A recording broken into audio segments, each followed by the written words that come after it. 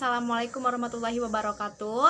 Perkenalkan, saya Nanda Rahayu dari Prodi Akuntansi semester 2. Di sini saya akan menjelaskan sedikit tentang analisis umur piutang. Saksikan terus ya. Teman-teman, kita langsung lanjut aja ke penjelasannya mengenai analisis usia piutang atau biasa kita sebut dengan analisis umur piutang. Nah, apa sih analisis umur piutang itu? Nah, analisis umur piutang atau analisis usia piutang merupakan suatu metode yang digunakan untuk melakukan penilaian terhadap piutang yang sudah didapatkan perusahaan di masa lalu, namun tidak selalu akan didapatkan di masa depan. Oleh karena itu, biasanya analisis ini dilakukan dengan menggunakan kartu atau tabel piutang sehingga semua pemasukan perusahaan bisa tercapai dan terkendali. Asumsi yang didapat atau dipakai adalah bahwa tidak selamanya pelanggan bisa atau mampu melunasi kewajiban piutangnya. Lalu teman-teman, di sini ada beberapa pengelompokan usia piutang. Nah, sebelum membahas bagaimana sih cara membuat analisis umur piutang itu, perlu diketahui terlebih dahulu bahwa terdapat beberapa kelompok jenis piutang usaha. Nah, lalu apa aja sih pengelompokan jenis ini? Berdasarkan pada waktu pembayaran piutang tersebut. Pengelompokan jenis yang dimaksud adalah sebagai berikut. Yang pertama adalah kelompok piutang lancar. Nah, apa sih kelompok piutang lancar itu?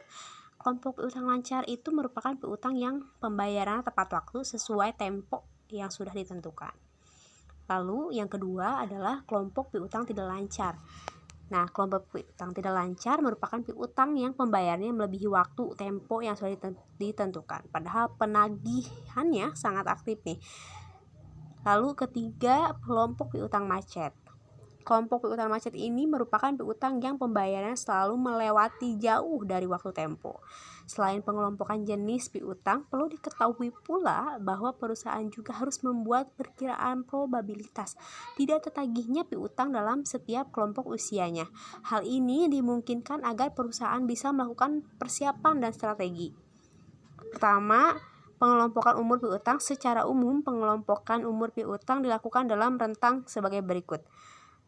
Kelompok piutang berusia antara 1 sampai 30 hari, lalu ada kelompok piutang berusia 31 sampai 60 hari, lalu ada kelompok piutang berusia antara 61 sampai 90 hari, dan kelompok piutang berusia lebih dari 90 hari. Yang kedua yaitu nilai peluang penagihan. Setelah pendata kelompok usia piutang dan tabelnya, Anda bisa memperkirakan peluang penagihannya. Nilai peluang ini lalu dikalikan dengan jumlah piutang dari masing-masing kelompok umur piutang. Jumlah perkiraan piutang ini tak terhingga dari setiap kelompok ditetapkan sebagai saldo akhir penyisihan piutang tertagih. Berikut nih contohnya teman-teman untuk pembuatan tabel analisis umur piutang. Yang pertama itu, tabel pertama ada kelompok usia piutang. Yang kedua ada jumlah piutang berupa rupiah. Yang ketiga ada peluang tidak tertagih, lalu ada jumlah piutang tak tertagih. Bisa dilihat di sini di tabelnya bahwa yang 1 sampai 30 hari ini ada sekitar 10 juta di jumlah piutangnya. Lalu di peluang tidak tertagihnya itu ada 1%. Jadi jumlah piutang tak tertagihnya sekitar 100.000. Lalu yang kedua ada 30 sampai 60 hari. Di sini jumlah piutangnya itu sekitar 30 juta.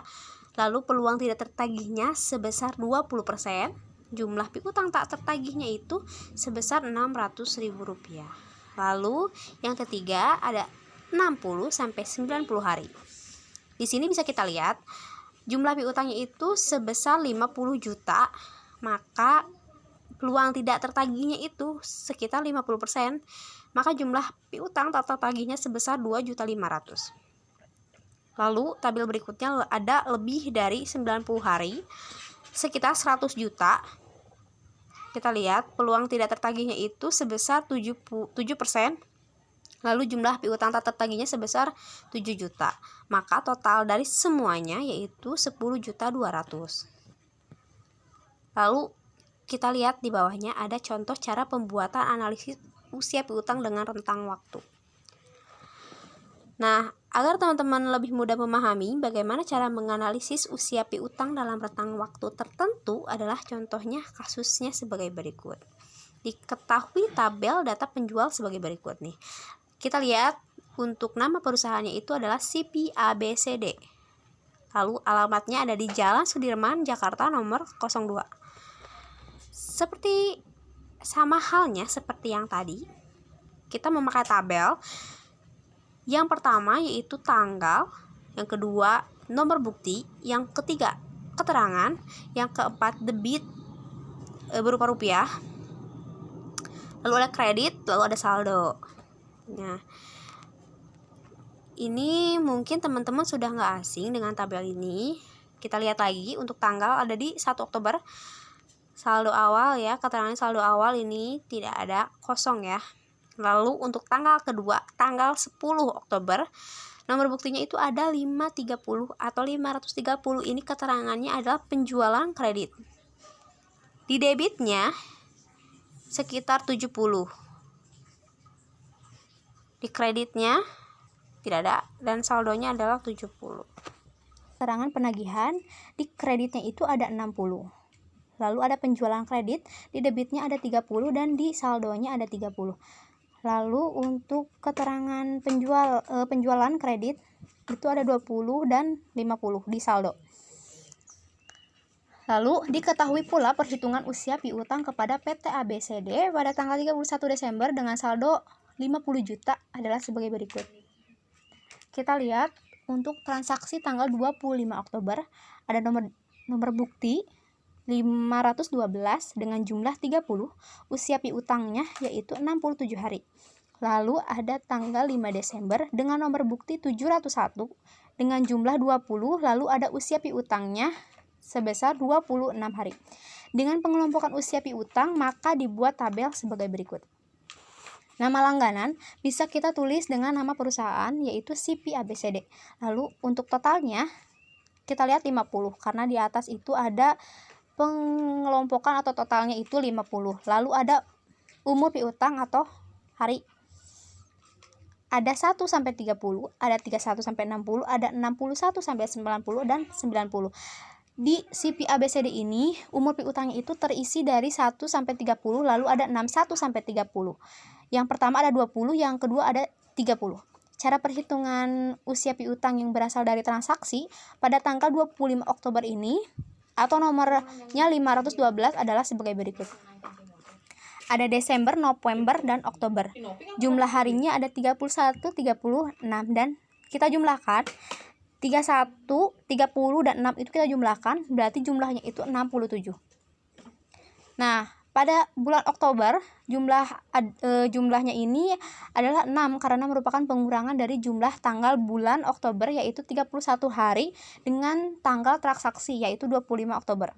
Perlu disadari bahwa ada kalanya uang penagihan piutang tidak diterima menurut jumlah yang tertera di faktur. Ini artinya jumlah uang yang diterima pada suatu waktu lebih kecil dari yang tercantum dan hari lainnya lebih besar. Dalam hal ini, maka usia piutang bisa dihitung dengan menelusuri debit dan kreditnya dalam kartu piutang serta penagihan mana yang digunakan untuk mengurangi piutang itu agar lebih memahami yang dimaksud. Berikut adalah contoh kasus pelangganan lainnya. Di sini ada toko XYZ. Seperti yang tadi ada tanggal, nomor bukti, keterangan, debit, kredit, dan saldo. Diisi seperti yang tadi sama.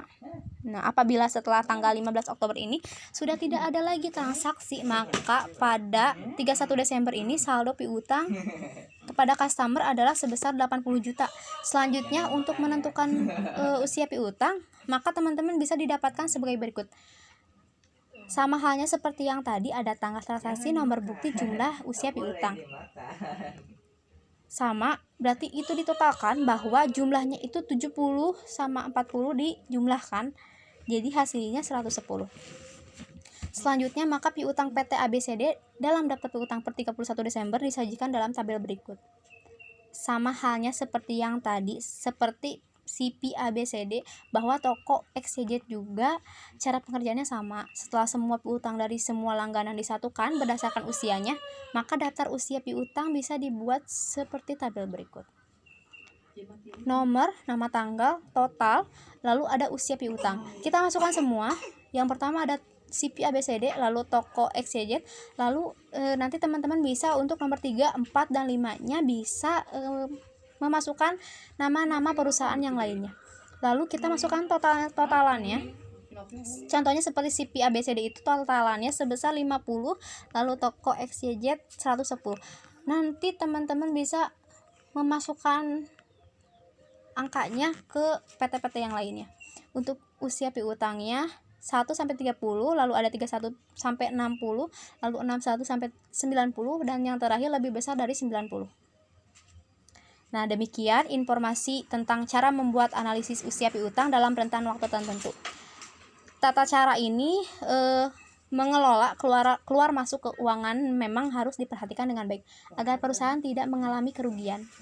Jadi cukup sekian dari saya. Mohon maaf bila ada kekurangan. Wassalamualaikum warahmatullahi wabarakatuh.